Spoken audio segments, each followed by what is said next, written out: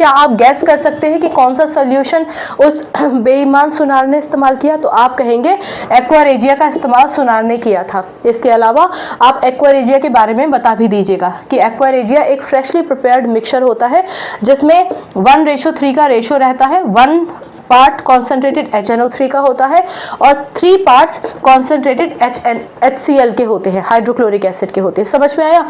अच्छा, एक out of this question मैं आपको बता देती हूँ कि क्योंकि सुनार ने इसमें जब सोने को डाला तो कुछ पार्ट जो सोने का बह के इसमें आ गया ना, उसको एक स्पेशल ट्रीटमेंट के जरिए इस सुनार इस सॉल्यूशन से निकाल लेते हैं, क्योंकि उनको इसमें बहा हुआ सॉल्यूशन, इसमें तैरता हुआ सॉल्यूशन से वो गोल्ड को रिकवर कर सकते हैं जो इसमें डिसॉल्व हो गया था। इसलिए अक्सर सुनार ऐसा करते थे।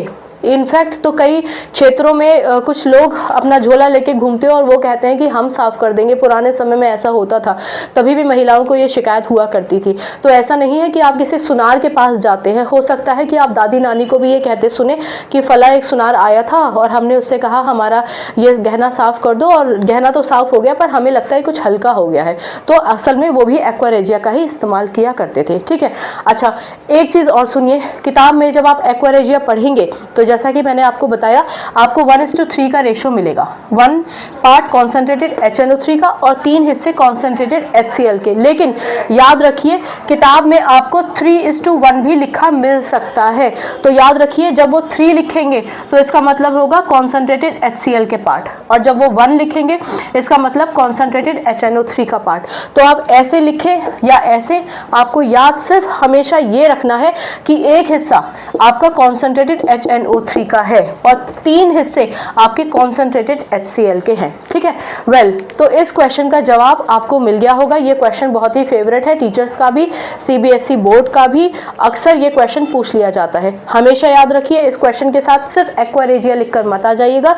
एक्वा रेजिया के बारे में भी बताइएगा कि एक्वा रेजिया कैसे बनता है और इसमें सामर्थ्य होता है कि वो गोल्ड को डिसॉल्व कर सकता है। ठीक है ना? राइट। चलिए, अगर कोई कंफ्यूजन है तो पूछ लीजिएगा। हर एक चैप्टर की डेडिकेटेड प्लेलिस्ट बनी है, आप चाहेंगे तो चैनल को विजिट करके प्लेलिस्ट में जाकर अपना फेवरेट टॉपिक या वो टॉपिक जो आपको दिक्कत कर रहा है वो समझ सकते हैं।